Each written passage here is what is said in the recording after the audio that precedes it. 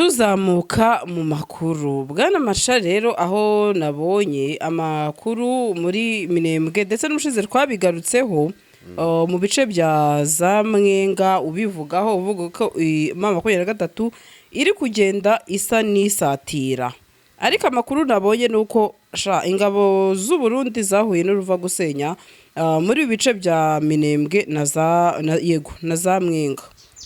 Yes, benshi bati rero biranashoboka yuko noneho cyaba ari cyo gihe cyuko ino Minembwe ishobora kuba igiye gutangira gutabarwa. Iki bitagomba gusesenguza. Yego. Tanke AM23 AFC twirwanaho bigize ikintu kimwe.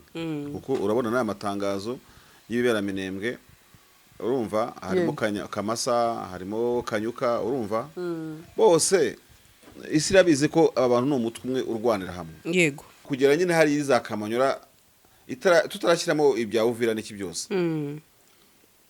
Ubona distance iri hagati ya M23 ubwo turashyiraho twirwaneho hagati naho twirwana ikoraho za Minembwe nubwo iteye imbere ikazamuka za Ndondo nayo sibigeze murenge ivuye Minembwe turaza kwigarukaho nyuma. Yego. Ubona ko ntabwo okay nubundi twirwaneho ikorera mu Minembwe na murenge ntabwo wavuga ko iri safe ku mugezi wa Rusizi n'ikibaya uhita ucomeka kuri Tanganyika gukomeza kuwagira na Karemi undi muhanda ucinyuma mu bitugu by'iyo misozi miremire urumva ya Itombwe biriya bita ngo ni Shere do Mitumba urumva. Yego.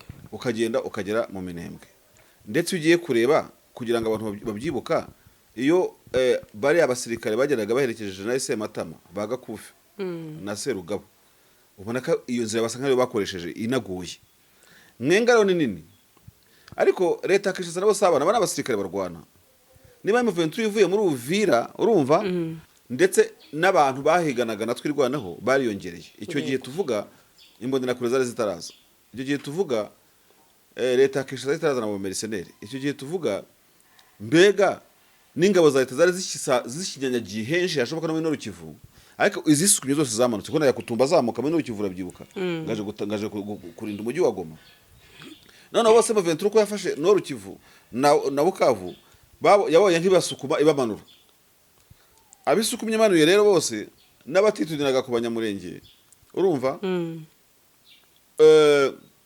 abari babagose barushaho ubwinshi tunashyiremo tafoke ebyiri z'ingabo z'u Burundi niba itafoke yabaga no Kivu none se yarasukumwe ijya he ntiyagiye muri Sud Kivu oturi izo nce zirimo na Minembwe na murenge ndarimo gusobanura no kumvikanisha impamvu menace kuri twiganaho yabaye yariyongereye intwaro zarwanaga igoma izamenasaga Bukavu nizo Sukoyi nizo drone zose ubu ngubu aho bahendeye nk'agafuka y'imvugwa rimwe naho ngaho Minembwe niho ureba bose bagose u Burundi wenda bushoboye kujyana ko kajinya k'ingumi bwakubiswe nese ntiwakiringa mu mazi kandi nta muntu tura mu mazi kuko uzi ko mu mazi hashobora guca ibitero kuri wowe nese ikirere kirindwa ama defenses kuko mu kirere umuntu hatuye ariko umuntu yagutuka mu kirere akakumenasa so niho natekereje ndavuga ngo so byanatuma umuntu uri mu Rusizi ahora yiyumva nkaho yakamye ikimasa yegara kontrola icyo kibaya cya Rusizi kugira ruvunge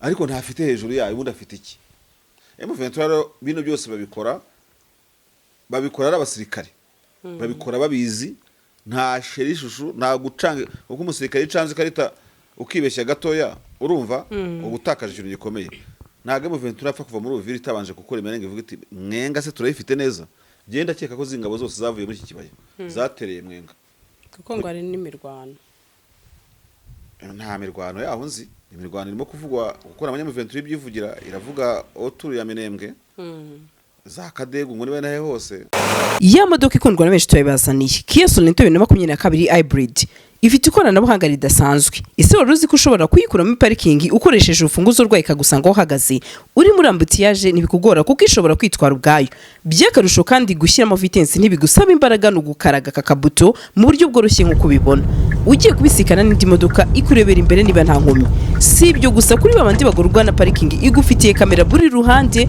ikwereka uko ugomba guparika mu buryo bwizewe hitamo Kia Sorento 2022 we n'umuryango wawe muzagenda mutuje kuko ifite ubushobozi bwo gutwara abantu 8 muri Gugaga Cars tubafitiye n'izindi modoka zitandukanye aho ushobora kuza ugahitamo iyawe ku giciro gito cyane ku bindi bisobanuro wanyura kuri nimero 0788 322 cyangwa ukatwandikira kuri googlecars@gmail.com. hitamo Google Cars ntago uzicuza. Uruzi n'ikindi Sandrine muri natire muri nature y'ibiremwa y'ukuntu Imana yaremye ibiremwa ku isi. Yego.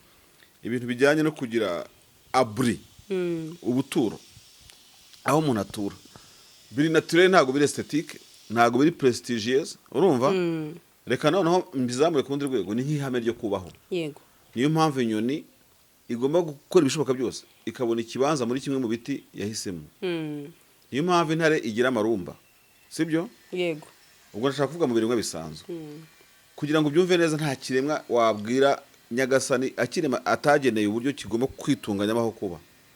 Udafite ubwo buryo rero ni ikibazo cy'ubushobozi, ariko turi supposed yo kugira ahantu tuba kandi twita hacu, kubera ko nta nyoni icumbika mu kindi cyari kindi, urumva imenya icyayo kandi ukabona imisura yuzuye ku musozi bigenze gutyo. Tubigaruye muri nature y'umuntu rero.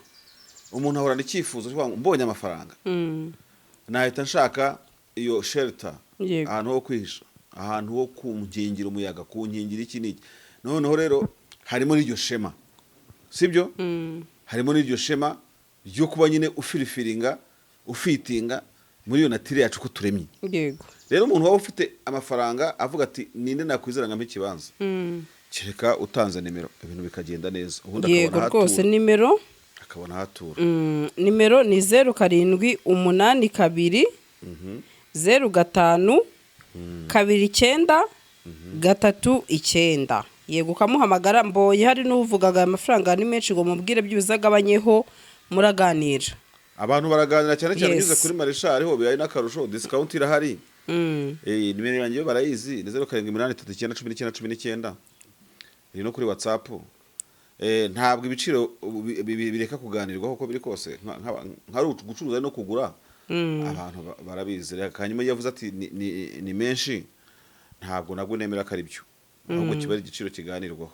Yego. Ntabwo biba ari byo. Natwe twavuze ko ba negocier nyine. C'est négociable. Rero abantu babyumve, twigendere dukomeze tuzamuka mu makuru. Bwana Marshal rero aho nabonye amakuru muri Minembwe ndetse n'umushize twabigarutseho mu bice bya za Mwenga, ubivugaho uvuga ko mama 23 iri kugenda isa n'isatira. Ariko amakuru nabonye nuko ingabo z'u Burundi zahuye n'uruva gusenya muri bice bya Minembwe na za Mwenga. Yes. Benshi bati rero biranashoboka yuko noneho cyaba ari cyo gihe cyuko ino Minembwe ishobora kuba igiye gutangira gutabarwa. Nuko ko tutatajya twifashisha ikoranabuhanga rikoresha mapu. Narabwiye ngo muzaza n'iki cyapa hano tujye tubishushanya. Nyine hari ibintu bitagomba no gusesenguza. Ikibaho hari bitagomba gusesenguza. Utikubeye iki bitagomba gusesenguza. Yego. Tanke AM23 AFC twirwanaho bigize ikintu kimwe. Kuko urabona n'aya matangazo y'ibibera Minembwe, urumva harimo Kamasa, harimo Kanyuka, urumva bose isi irabizi ko aba bantu no mutwe umwe urwanira hamwe. Yego. Ese ndavuga ngo urwanira hamwe, urwanira kimwe, kuko kurwanira hamwe nicyo turimo gushakisha. Minembwe ibaza imyaka almost 9 iri muri blockis ya gouvernement yabakupiye imihanda. Kera ikirere cyarakoraga biza kwanga, ni case abantu bazi ntashaka gusubiramo akakanya. Ariko tubanze twubwira abantu ko hari itandukanizo rya Minembwe na Murenge. Kuko abantu ari abanyamurenge bagwiriye mu Minembwe, abantu bajya bashaka gufata Iminembwe ngo bahite Murenge. Ariko ntekereza ko atari ko bimeze. Abazamfasha kusobanukirwa bazamfasha, ariko nibyo bisa n'ibitandukanye. Yego. Gute rero kukiza n'ibyo ngibyo. Kawaida ufasha M23 wavuga ngo itsitse igwiriye, tuvuge ni Kivu, Bukavu, aho kugera nyine hari za Kamanyura tutarashyiramo ibya Uvira n'iki byose. Ubona distance iri hagati ya M23 ubwo ntiturashyiraho twirwaneho hagati naho twirwana ikorera za Minembwe. Nubwo iteye imbere ikazamuka za Ndondo nayo sibigeze Murenge ivuye Minembwe, turaza kwigarukaho nyuma. Yego. Ubona ko ntabwo nubundi twirwaneho ikorera mu Minembwe na Murenge ntabwo wavuga ko iri safe. ariko ireka kuba sefu kompletoma mu gihe yaba iciwemo igice igasigara aho ngaho. ubwo ni ukuvuga ngo kugira ngo uyicemo uyizenguruke bifate burundu nuko igoswe burundu n'izo ngabo za leta zikorera muri Mwenga, kubera ko simply teritwari ya Mwenga iri hagati ya teritwari ya Fizi ariho Minembwe na teritwari zindi zirimo na Bukavu, shiremo Warungu, shiremo izushyiramo zose. Yego. Rero ubuhumekero bwa twirwanaho ya Minembwe bushoboka bwonyine bwari bubiri. Kube mu 23 yabigenzura ikibaya cya Rusizi ugacomekaho Uvira, buryo kandi bifashe Uvira bahafata arabibonaga, yahitaga icomekaho Makobora. Abantu bazi umuhanda nimero 5 uvi Bukavu uca kuri ikibaya cya Rusizi ubwo babyumva. Indi nzira ya kabiri ishobokaga ni inzira ikoresheje umuhanda uva muri Bukavu ugaca Warungu, noneho ukinjira muri Mwenga. Nibyo nyankura ngo Mwenga Sud na Mwenga Nord ku bantu babona ku ikarita ukuntu bameze nyine na Kamituga, ku buryo wakoresha iyo nzira ukagera n'ubundi Fizi, kuko urumva umuhanda umwe uri ku mugezi wa Rusizi n'ikibaya uhita ucomeka kuri Tanganyika gukomeza kuwagira na Karemi. Undi muhanda uca inyuma mu bitugu by'iyo misozi miremire, urumva ya Itombwe biriya bita ngo ni Shere do Mitumba, urumva. Yego. Ukagenda ukagera mu Minembwe.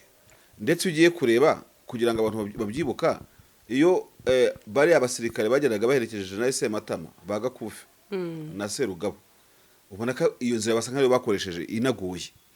Mwenga rero ni nini, ariko leta Kinshasa nabo sabana bana abasirikare barwana. Niba mu 23 ivuye muri Uvira, urumva muri Uvira ingabo za leta n'ingabo za coalition ya guverinoma byari bizikoye, byarazigoraga cyane kuba zapfa kwishora muri Mwenga, kuko zashobora kuva ko force ya M23 iri alongside ya Rusizi, plain ya Rusizi n'izindi nkeya yifite muri Mwenga hato na hato bazikubira hagati bagira gute. Ariko guverinoma ishobora kuba arikanze kubwo M23 ivuye Uvira igiye guhita ifata na Mwenga, kuko urumva za Kibirizi niko bahita, za Remera n'ahandi hose, nigera inyuma ikashobora gukontrola ntuze Uvira territory yose, Mwenga ikagenderamo. Niyo mayeri ntagenda kukubeshya Tshisekedi n'ingabo z'u Burundi kwirukana cyangwa se kugambanira cyangwa se kujya gutema vitonge ive muri Uvira. Ujya kure ugasanga icyo ni kimwe, ariko n'undi banashakaga ko na Mwenga bayikontrola yose bikabasha guca communication hagati y'umuntu uri Minembwe n'umuntu mu giside ya za Bukavu. Ngaho mbwira rero hari M23 AFC twirwanaho, AFC M23 aho honye tuhahagaritse Nord Kivu na Sud Kivu kugurukira Bukavu no mu bice bihakikije, wacomekaho yo twirwanaho hagati ugacamo icyuho, urumva byakunda. Ese bazaba batubunguko mu byo bwumvikana. Ibyo nakubwiye rero burya irya mukuru rirareba ntabwo razinduka rira gute. Byagaragara ko M23 idashobora gutakaza ikibaya cya Rusizi, uwo murongo ushobora kugera mu Minembwe uciye za Rugezi gukomeza, noneho ngo inatakaze umurongo completoma uca Warungu Mwenga zombi ukagera Fizi, byago byakunda. Yego wari usanzwe ujegajega, kuko deployment ya M23 mu cyo twita Mwenga ntabwo kigiye kigarura Mwenga centre, ahari territoire ya Mwenga no munsi nomwe barahasatiraga ntibahegere. Ibyo na visit tagomba busesenguzi niki, icyo kintu kirovias rwose yazilonga ze M23 ari imwe, ntabwo yabe idafite Mwenga idafite n'ikibaya cya Rusizi, ubwo Minembwe yabirangiye n'ugusarendinga n'ukuyamanika ukurikije imbaraga ze. Kuko niba twirwana no Sematama yarahanganaga na guverinoma mu myaka tuvuge mbere yo M23 itangira urugamba, ubwo no kuvuga batangira 2017 M23 itangira urugamba 2021, ubwo imyaka ine barayipeveye. Ariko M23 itangiye kuzabonagana kurwana urwango na buri kimwe cyose, ndetse n'abantu bahiganaga na twirwanaho bariyongereye. Icyo gihe tuvuga imbonera kure zari zitaraza, icyo gihe tuvuga leta Kinshasa itaraza na mercenaires, icyo gihe tuvuga mbega n'ingabo za leta zari zishinyanyagiye henshi hashoboka no muri Nord Kivu, ariko izisukumye zose zamanutse ko yakutumba zamuka muri Nord Kivu urabyibuka, ngaje kurinda umujyi wa Goma. None bose M23 ko yafashe Nord Kivu na Bukavu yabonye nk'ibasukuma ibamanura, abisukumye manuye rero bose n'abatitudinaga ku banyamurenge, urumva abari babagose barushaho ubwinshi. Tunashyiremo tafoke ebyiri z'ingabo z'u Burundi, niba itafoke yabaga Nord Kivu, none se yarasukumwe ijya he? Ntiyagiye muri Sud Kivu oturi izo nce zirimo na Minembwe na Murenge. Ndarimo gusobanura no kumvikanisha impamvu menace kuri twiganaho yabaye yariyongereye. Intwaro zarwanaga igoma izamenasaga Bukavu nizo Sukoyi nizo drone zose ubu ngubu aho bahendeye nk'agafuka y'imvugo rimwe naho ngaho Minembwe niho ureba bose bagose. Uburundi wenda bushobora kujyana ko kajinya k'ingumi bwakubiswe mu kibaya cya Rusizi byose urajya kubitura nde M23 twirwanaho ya Minembwe. So ikibazo kiba kinahari dukunze no kuvuga twebwe n'ubwo iyo tuvuga atari ihame ngo bikoreshwe n'izi nyeshyamba ni kuki ubu M23 yaba irimo iparanganira gukontorora mwenga zombi urumva nkahita yibonaga mbere. Hari icyo ngira ngo muri tekinike abantu biga tekinike bita systeme de redundance urumva redundance and political redundance nayibaho urumva nkuko utabura kuvuga tactical redundance no kuvuga iki. Iyo redundance no kuvuga ngo wenda ku bantu bazi kubaza ibintu bya tekinike barabizi nuko twatwica ahangaha urabona ko cameraman yicara afite indi battery ariko ntacugira kuri battery. Iyo ni redundance ya cameraman sibyo plan B kugira ngo binumvikane neza. M23 kuki yamye yizeye yuko uvira plan A urumva ifite plan B ijegajega. Ubu ngubu nibwo bibutse kujya gukomeza ibirindiro muri mwenga serious abantu baje bamba barira mana mwijuru ibintu baje babyumva. M23 yabonye umwanya uhagije urumva cyokora akantu kameze nka challenge irimo nanye nakumva hagize umuntu kansobanurira nuko iyo mwenga tuvuga yo misozi yayitombwe kugira ngo ufatishe ucomeke no kuri Minembwe. Sandrine najyo ni ishyamba rikomeye ku byo kuri tungamo abasirikare no kuko ufite na manipa ufite bakahokipayinga ko bari ushyira imbaraga wakumva cyambere biragoye wakumva ko nta na rubanda nako ntavuga rwinshi wenda ruhatuye ugiye gukoresha izo force zose icyo gihe umuntu abigusubiza gutyo. Hanyuma nyine hari abantu bujya hanatuye cyane naho akoresha na force nyinshi kuko nyine baba bagaragiye imbaga nini cyane ko intambara zisentaringa kuki ku baturage. Ariko nanone hari centers ugomba gusentaringaho zitari based ku baturage ziri based kuri strategy. Nese ndi wakiringa mu mazi kandi nta muntu tura mu mazi kuko uzi ko mu mazi hashobora guca ibitero kuri wowe. Nese ikirere kirindwa ama defenses kuko mu kirere umuntu hatuye ariko umuntu yagutuka mu kirere akakumenasa. So niho natekereje ndavuga ngo wenda bazatereka ko uvuye Ruvungi urumva utakaje wenda Ruberizi ugize gute azamuka bakajya kugerageza gukora igishoboka cyose kugira ngo mwenga bayizere babecometse kuri Minembwe urumva. Niba bacometse kuri Minembwe kandi nyine ibirindiro bimwe barabifite none Minembwe ije yaruhuka samuhawe kandi ubushize narakubwiye ngo icyo gihe ukoze ugurukuta neza byatuma abari muri west yaho tuvuga ni Shabunda ni hari gukomeza ujya Kindu wumva ko bafite ukuntu mwarwana ariko twirebere muri east byatuma na cya kibaya wavuyemo cya Rusizi na Uvira niba cyari menace utari muri iyo mwenga zombi muri mwenga yari menace 90% byatuma uri mu Rusizi aho yikanga ko muri hejuru kandi byaba byaje bisigasira ya communication between twirwanaho ya Minembwe na M23 uko ideployings. So byanatuma umuntu uri mu Rusizi aho rayumva nkaho yakamye kimasa yegara controller icyo kibaya cya Rusizi kugira Ruvungi ariko ntafite hejuru yayo ubundi afite iki. M23 bino byose babikora ari abasirikare babikora babizi nta sherishushu nta gucanga uko umusirikare yicanze karita ukibeshya gatoya urumva ubutakaje ikintu gikomeye. Ntago M23 apfa kuva muri Uvira itabanje gukora imerenge ivuga iti mwenga se turayifite neza genda cyeka ko zingabo zose zavuye muri iki kibaya zatereye mwenga kuko ngo ari n'imirwano. Nta mirwano yaho nzi imirwano irimo kuvugwa gukora abanyamuventuri ibyivugira iravuga oturu ya Minembwe za Kadegu ngo niwe nahe hose ariko imirwano ya mwenga nyine sindimo kubona report yayo cyangwa y'umuventuri ngivuye ko mwenga byacitse ntabyo ndimo kubona kereka irimo gukaba bitagombye kurwana gukomeye. Ntabwo mbiza ariko intambara yo muri mwenga ntabwo ndimo kwibona ntabwo barimo kwiripotinga niba bayihisha ku mpamvu cy'izimbiza kimwe nuko bashobora no kuvuga bati Fizi isanzwe mu mirwano sibyo yego ariko ujye ubona ko M23 yirwana mu kintu bita territoire warakabonye ku kantu kigeze ku kintu bita icyo twi mu gifaransa bita chef-lieu ahantu akarere kubatse bihita bisakuza. M23 ntabwo muri Rubero byasakuje kuko ntiyigeze ifata Rubero centre. M23 byasakuje ifashe Masisi centre kuko iyo wongeje ijambo center ku bantu bazi Kongo haba hubatse ibiro by'akarere runaka. Yego. Na Mwenga suko yabuze uko ifata niyo Mwenga centre ariko yagiye igira bigeze no kuvuga ngo yahafashe ariko waza kuvuga ngo ibirometero 5 ngo ntiyafashe. Yego. Ndetse na Uvira ivamo yibwira ko igiye nka Kabunambo nta ujye wishija ko iri muri Uvira centre cyangwa Uvira city kubera ko ntiri muri uwo mujyi. Rero ubwo no muri Mwenga ishobora kuba yanga yuko hagira umuntu uyirondaho umusaraba wuko hari teritwari nshya yongeye kwagura yongeye gufata kandi biri muri ya cadre yo kuvuga ngo ibintu basizeho umukono ntibibemerera kongera gufata handi hantu hashyashya. Ubanza nayo icanye karite kavuga uti murwane strategic ariko ntimufate ikintu cyitwa center yubatsemo teritwari. Yego. Kuko induru zahita zigaruka nkaho twafasha Uvira nanone.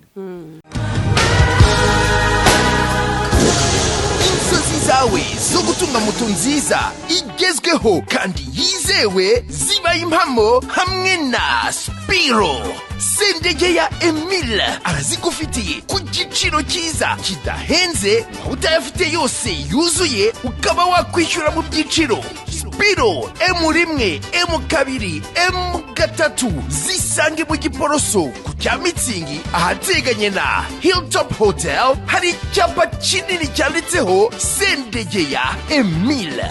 Ukimara kugura yawe uhita uyitahana ako kanya. Ibyo kuyiba byo bazabyibagirwe kuko tuyitrakinga twifashishije GPS yayo ikagaruka.